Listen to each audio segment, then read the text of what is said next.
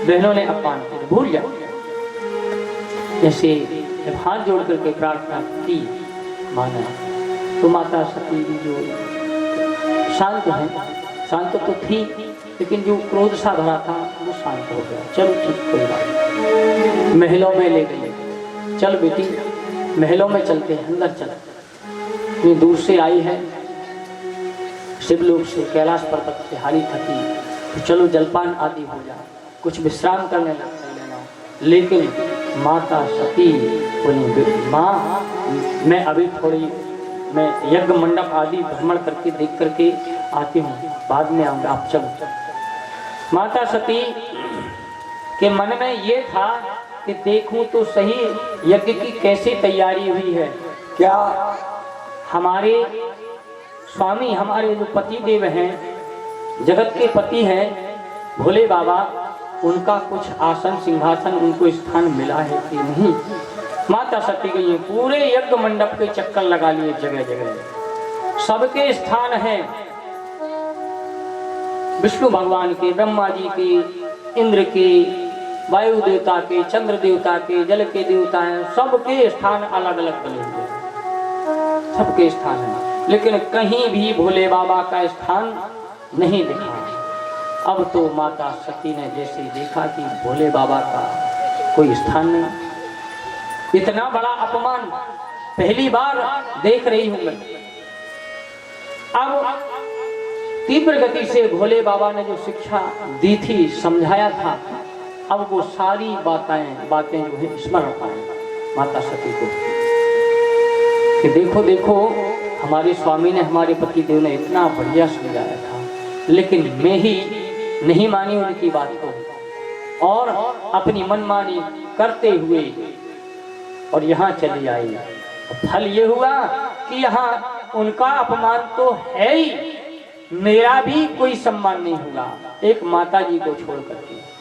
बहुत पछतावा हुआ, माता सती को पछताती रही, लेकिन बात वही है कि अब पछताए का होता है, अब तो अपमान हो चुका, अब पछताने से क्या है? पति की बात को तो ठुकरा आई मैं, अब क्या होगा, अब क्या किया जाए, मैं कहाँ जाऊं, मैं क्या करूं, कहाँ सिर को मारूं। अब दुख है अंदर कि ना तो मैं यहाँ की रही और ना वहां की रही, पति की बात को नहीं माना, यहाँ आ गई और यहाँ आकर के मेरा कोई सम्मान करने वाला नहीं है। माता जी ही सम्मान करती है, लेकिन माता जी की थोड़ी चलती है, पिताजी की चलती है, और परिवार में और भी लोग हैं, कोई भी सम्मान नहीं करता, केवल माता जी को छोड़ करके। तो मैं यहाँ भी कैसे रह सकती हूँ? अगर मैं यहाँ से वापस जाती हूँ अपने पति के चरणों में, अपने स्वामी के पास, तो अब मेरा वहाँ भी सम्मान नहीं, अपमान होगा। ऐसे विचार माता सती के। अब हम जाएंगे तो अभी तो देवी कहते थे, अभी तो सम्मान से बोलते थे, अब दाक्षायणी कह के बोलेंगे। कहो दाक्षायणी, देख लिया यज्ञ महोत्सव, मिली शांति, कुछ लेकर के आई। तो ऐसे अब भोले बाबा भी अपमान करेंगे शब्दों के माध्यम से। अब मैं वहां भी नहीं जा सकती, वहां भी नहीं जाऊंगी।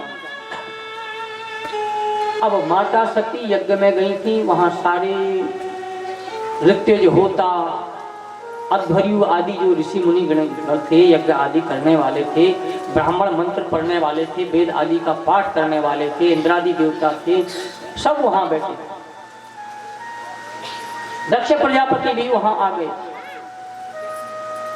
माता सती ने अपने आप को संभाला। अब माता सती को क्रोध आया दक्ष प्रजापति के ऊपर, और जो दक्ष प्रजापति के अनुयायी हैं, जो हाँ में हाँ मिलाते हैं, उनकी बातों में बातें मिला करके उनको कहते हैं पेड़ पे चढ़ाते हैं, उन सब के ऊपर क्रोध किया। समस्त देवतागण, सभासदगण मेरी बात ध्यान से सुने। जिन जिनने भोले बाबा के अपमान में साथ दिया है, शीघ्र ही कुछ ही समय में, कुछ ही क्षणों में उन सबको उनके करतूत का फल प्राप्त होने वाला है। मैं भी फल दे सकती हूँ, लेकिन मैं नहीं दूंगी। जिनका अपमान किया दंड वही देंगे। और दक्ष प्रजापति सामने आए। दक्ष प्रजापति क्रोध में खड़े हैं। दक्ष प्रजापति से कहा, बोले आपने भोले बाबा का अपमान किया है। हमारे स्वामी हैं, जगत के स्वामी हैं, सबका वो हित चाहने वाले हैं, सबकी वो आत्मा है, सबका भला चाहते हैं हमेशा, और सबके ऊपर दया रखने वाले हैं। ऐसे भोलेनाथ को जहाँ किसी की सामर्थ्य नहीं है, किसी भी कार्यक्रम में, किसी भी यज्ञ में, किसी भी धार्मिक अनुष्ठान में किसी की सामर्थ्य नहीं कि उनका अपमान कर दे। दक्ष प्रजापति, आज तुमने अपमान कर दिया उन भोले बाबा का। जी तो चाहता है कि अभी इसी क्षण जिस जीव से तुमने अपमान किया, हमारे पति देव का, हमारे स्वामी का, उस जीव को मैं काट दूं, लेकिन मैं ऐसा नहीं कर सकती, क्योंकि ये शरीर तुम्हारे द्वारा प्राप्त हुआ है। हम तुम्हारी बेटी हैं, हम ऐसा नहीं कर सकती। लेकिन एक धर्म ये भी कहता है कि जिस जगह पति का अपमान हो, उस जगह पत्नी को नहीं जाना चाहिए, जब तक वहां सलाह ना हो जाए, जब तक वहां क्षमा ना मांग ली जाए, जब तक राजीनामा ना हो जाए। जिस जगह पति का अपमान हो, सम्मान ना हो, उस जगह धर्म पत्नी को नहीं जाना चाहिए। प्रेम से बोलो जय श्री